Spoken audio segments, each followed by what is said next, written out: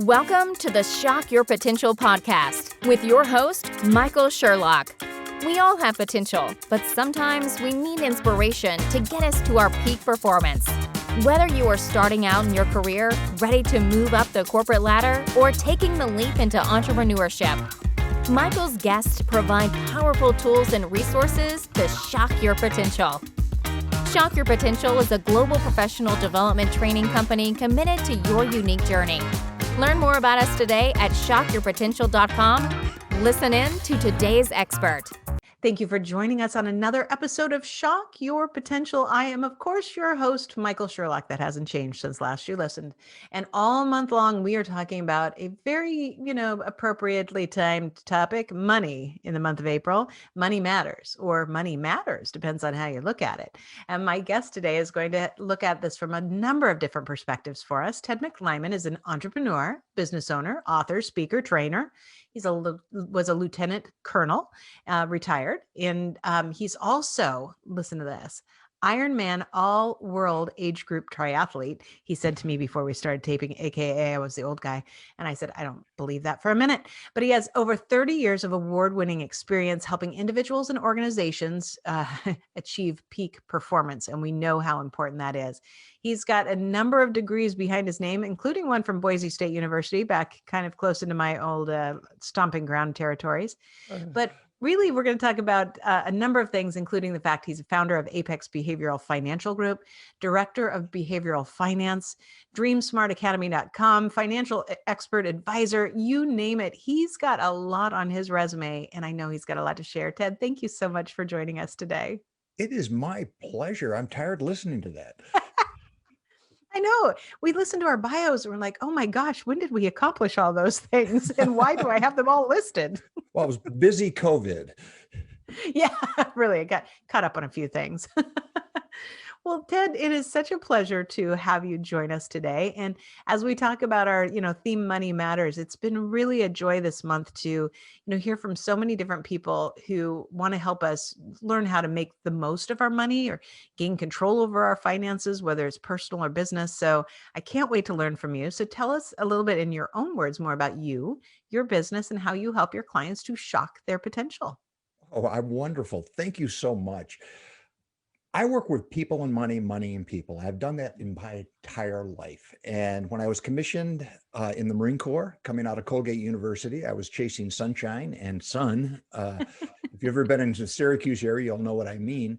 Oh, yeah. But when I got to our first duty station, which was Hawaii, where I was introduced to sunscreen and sunglasses, I found that most of the young Marines and sailors I was working with were just incredibly poorly prepared to deal with a high cost area, managing money, and it caused all kinds of problems, domestic problems, substance abuse, performance, security clearances, retention, career advancement, and it just went on and on and on. And at that point, I started getting involved with these young folks.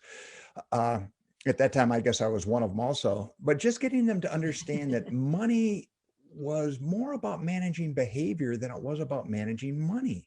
Mm-hmm. And moved forward a number of years. I taught economics at the Naval Academy. There I found it took smart young people to really screw up money. And we found out that they were losing their commissions and a lot of crazy problems. Built the Marine Corps financial management program, was a commander of their schoolhouse, ended up as an aide to the Secretary of the Navy for financial management, and got the opportunity to work with a House and the Senate and the staffers. And there I found out it takes a full-time professional making a lot of money to really get money wrong. Along the way, it doesn't matter what age you are, you can still screw it up. Oh yeah, they just use bigger numbers and more commas. And it became very obvious that nobody really understands the money piece. When I retired, went into private practice as a financial advisor and was doing the traditional things, talking about money and that we're all rational. If I just give you enough data, one more spreadsheet, one more graph, you're going to get it right. And I found that was ridiculous. It wasn't working.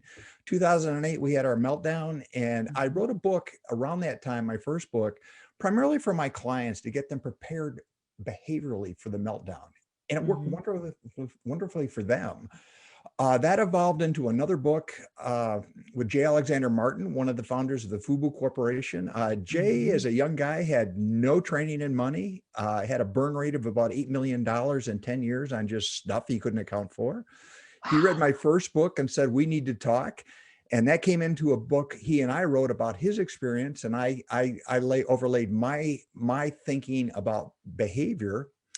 And then last year, just before the COVID hit, we got ready to launch another book, which put the brakes on it immediately, called Discover Your Money Temperament, A Common Sense Guide to Financial Security. And the intent of this book is to make people understand that, number one, we humans are not hardwired to work well with money. We don't read the footnotes on the prospectus. We don't look at the small print on the software disclaimer, No. and most of us don't have a clue how interest rates work. And as a result, we've got to understand that success with money is about understanding and managing behavior, which I call your natural money temperament. Money is secondary. Actually, the money piece is easy. It's the behavior piece that's hard. And that's what I do now. It is so true.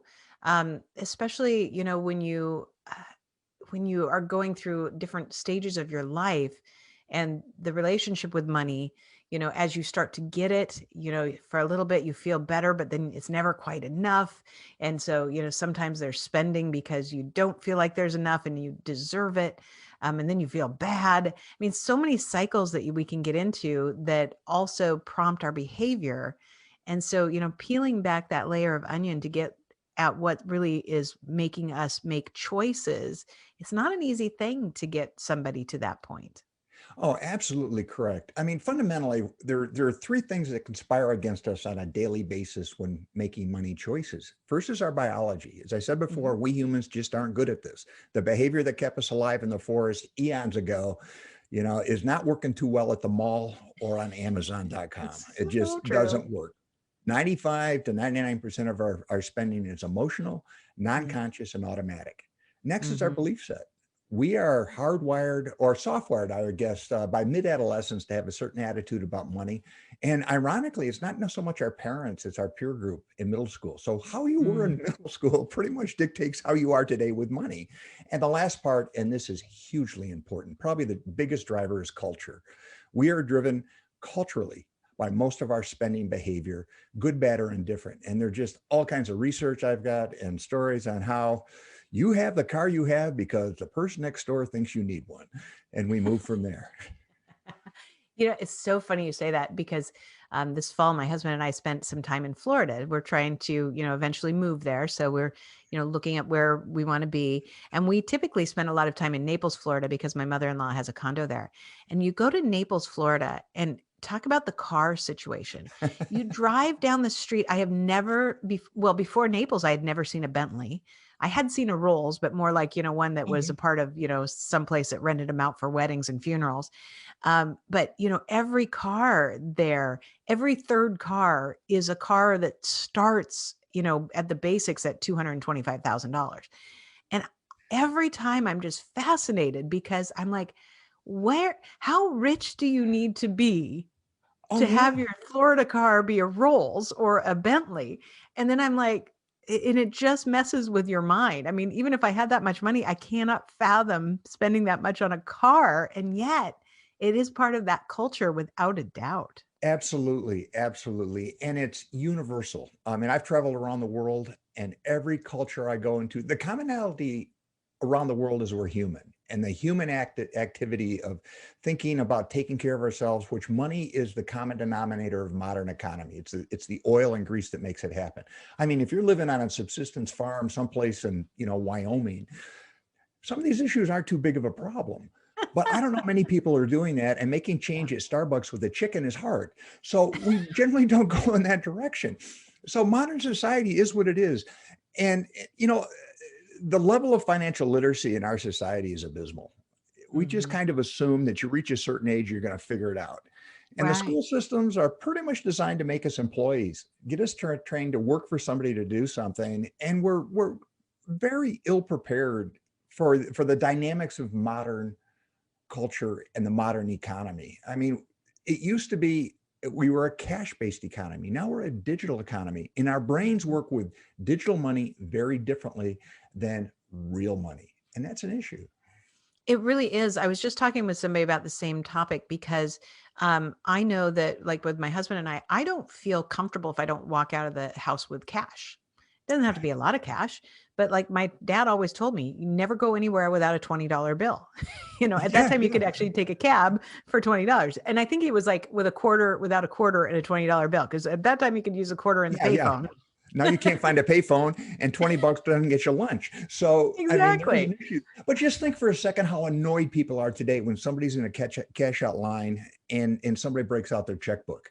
Yeah. I mean, people grab their heart and roll on the ground, Exactly. and I even had somebody look at me with disgust because I was using a debit card and not my Apple Watch to pay for something the other day. I mean, it's just crazy, but our brains don't relate the same way. Here's an example. Yeah. If you have $100 bill in your wallet or purse, you can carry that around literally for months.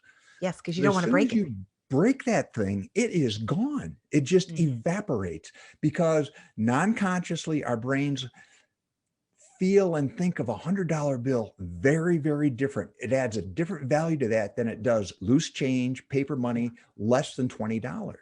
And it's just easy to just give it away. It's so true. I would rather if I have $100 bill in my wallet, I would rather use my credit or debit card to purchase something than break that $100. Absolutely. And it's there, and it's there in case of an emergency. And it's not the same as having a 50. Like 100 has way different mentality. Exactly.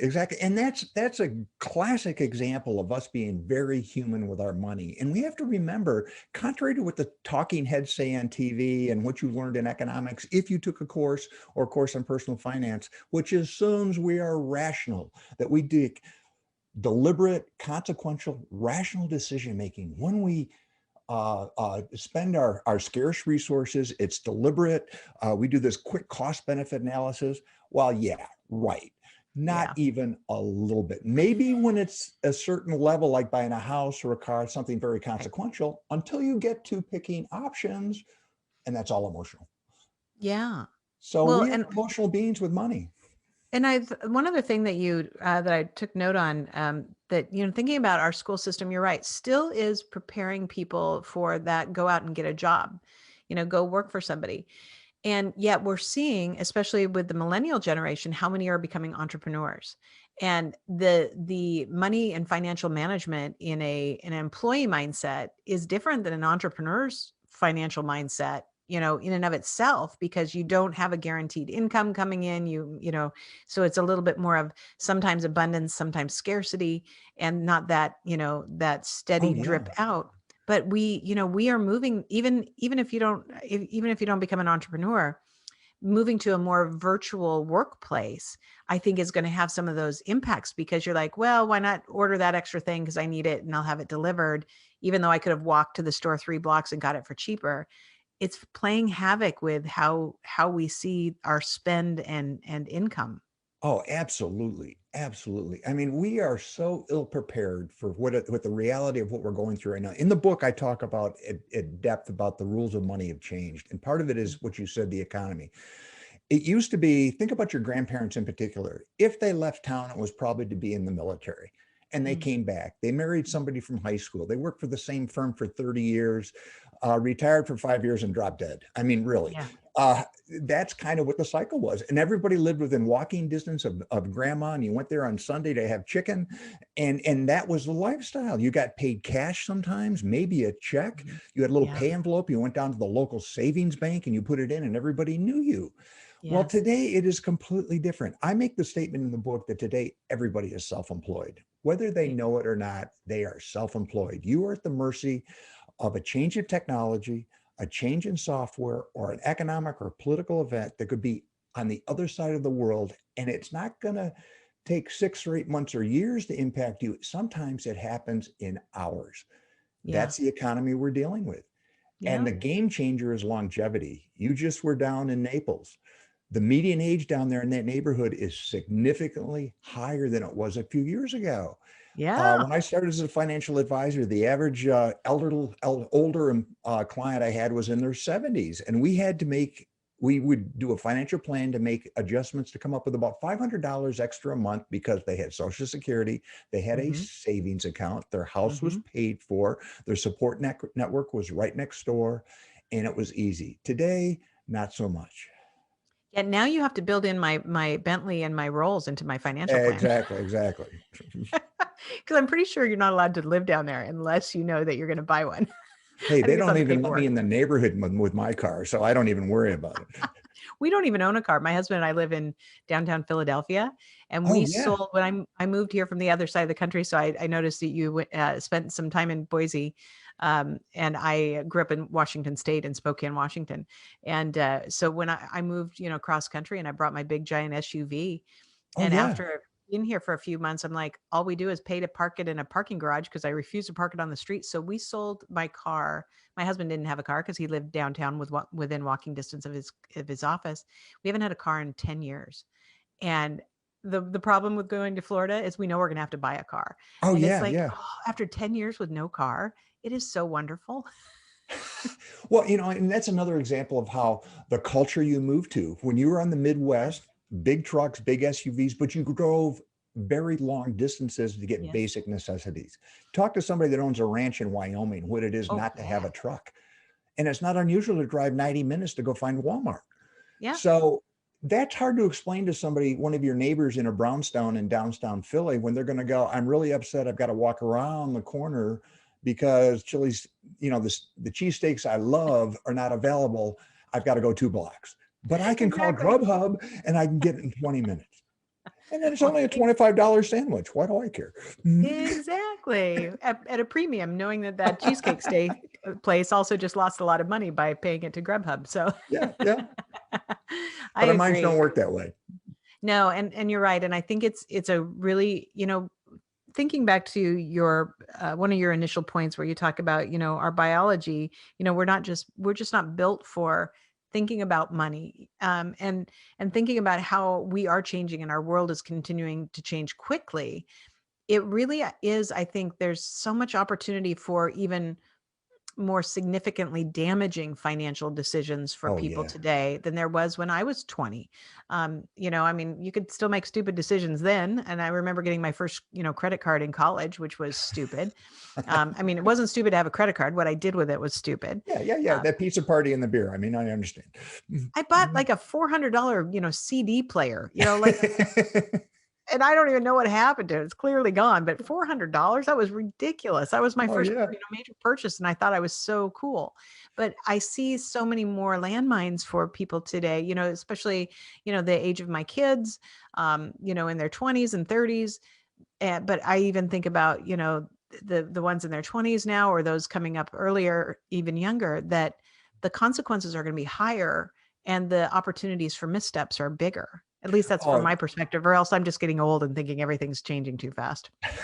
Well, all the above. But you think about it, the consequences are so immediate in making mistakes. When I was growing up, I had a buffer. You can't, float a check anymore. Well, nobody knows what a check is. Oh, and nobody knows even what floating a check is. Something that half your listeners are going, what's that mean? Well, you had a few days to go figure it out. And the person at the bank probably knew you or knew your parents, and they could pull that check for you.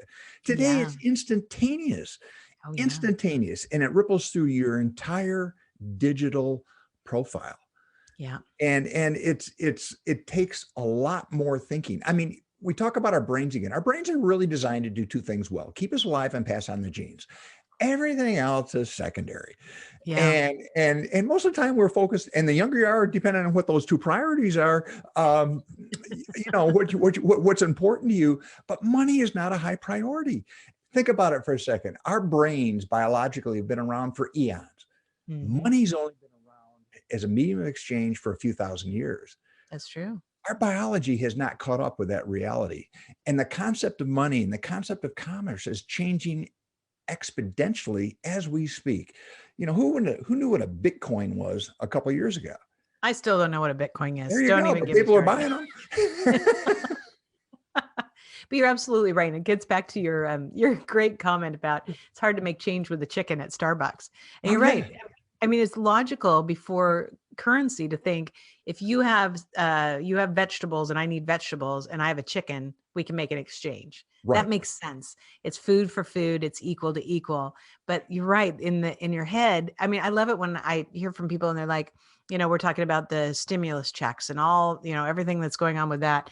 And people are like, I don't know why everybody's fighting over things. It's not like we can't print more money. And every time I hear that statement, I'm like, oh my God, you don't understand money. Right.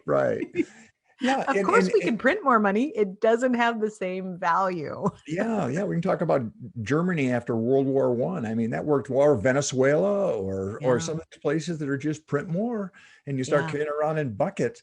But that's also another indicator that I would say most people really do not understand how all this works. And I'm not condemning them. It's complicated.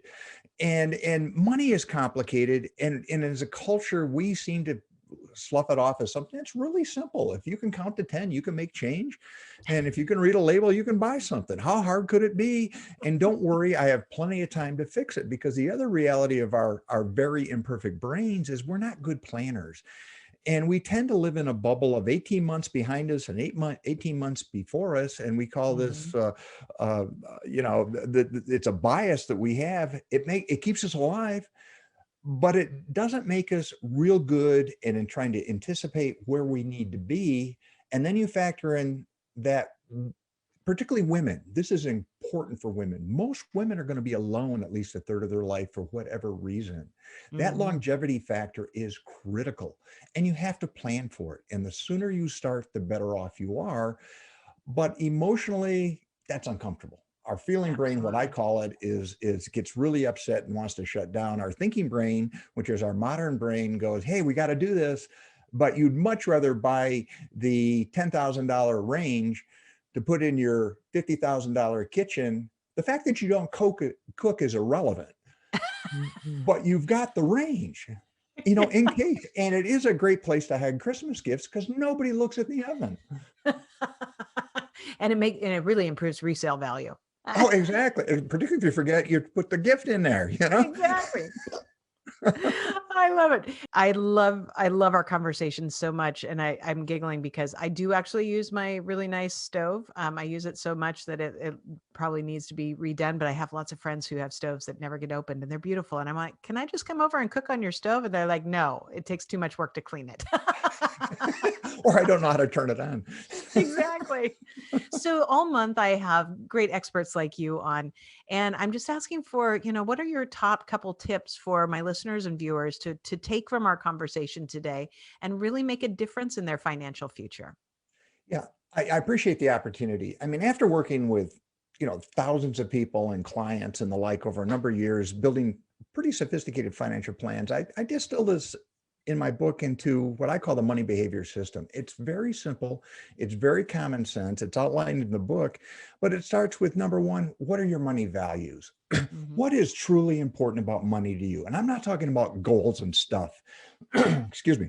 It's usually something deeper. It's usually legacy and family. And I don't care what it is, but if this is going to cause you emotional pain, that this is not accomplished at some time in your life, you better take a look at what you're doing.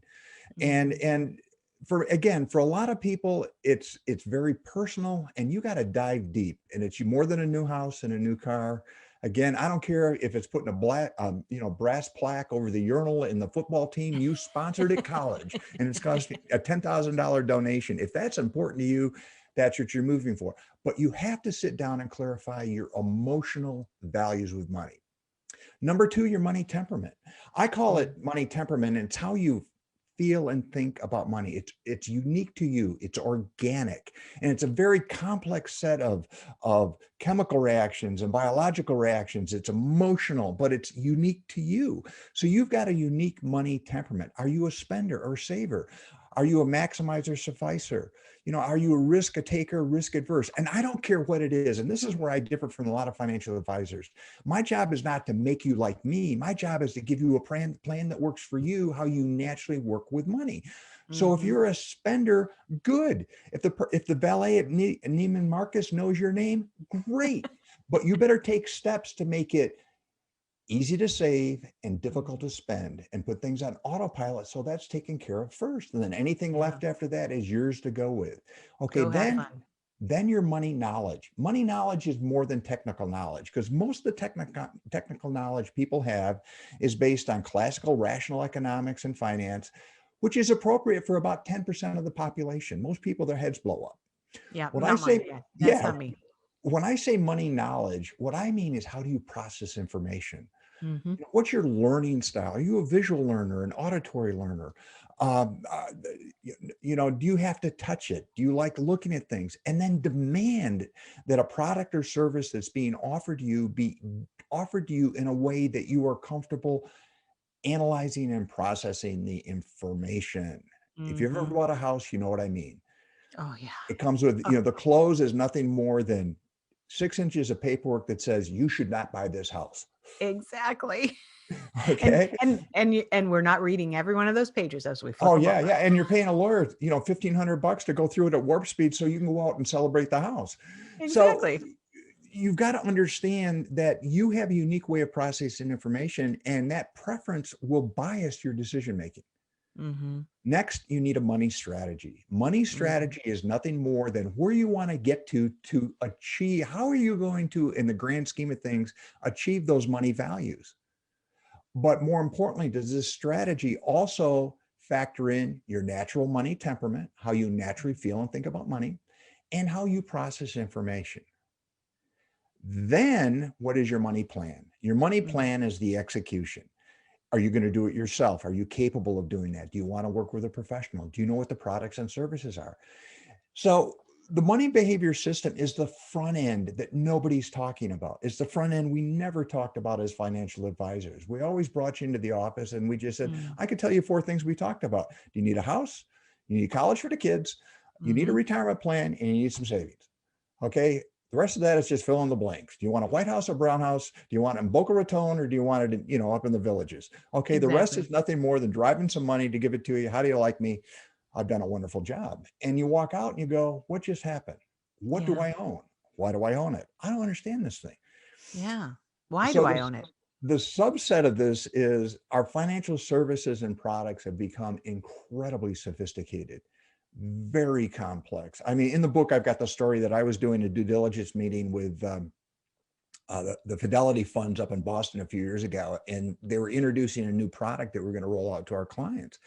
And it was a French PhD and a German PhD that developed the product. And as you would expect, one had a degree in physics and the other had a degree in, I think, theoretical statistics or something like this. And it's going to be a fun presentation when it opens up. I did some screenshots before I got here. I know you can't see them in the back. There are only 50 of them, but let's get started. Oh my. Well, okay. But halfway through it, they got in an argument about one of their math formulas that nobody understood, an algorithm, and they started arguing in German.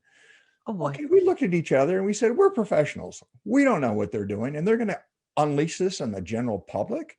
You Oh got to be wow. kidding me. But that's just a kind of a story of how sophisticated it has become.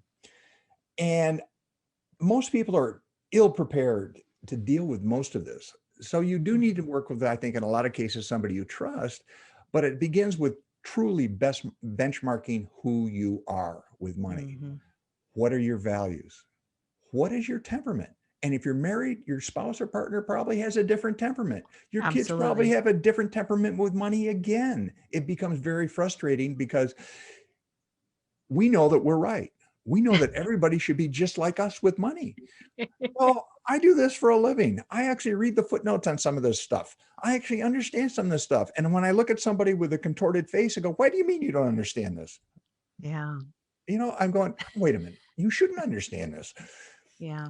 So so just to rephrase, I think you have to do the work up front to define who you are with money.